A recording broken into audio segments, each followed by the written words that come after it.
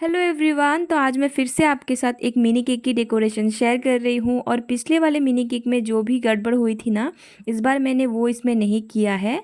तो यहाँ पे इस बार मैंने ना इसको 4 इंच के टिन में बेक किया था, 4 लेयर्स इसमें करे थे। पिछला वाला मैंने 5 इंच में बेक कर दिया था, इसलिए बहुत ज़्यादा फ्लैट और बड़ा हो गया था।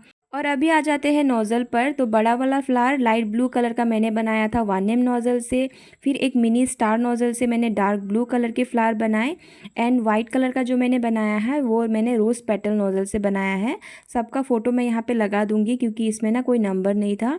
फिर कुछ शुगर पल्स रख दिए। एंड इस बार का मिनी केक ना बहुत परफेक्ट बना था। So I hope you like it. Thank you so much for watching. Bye bye.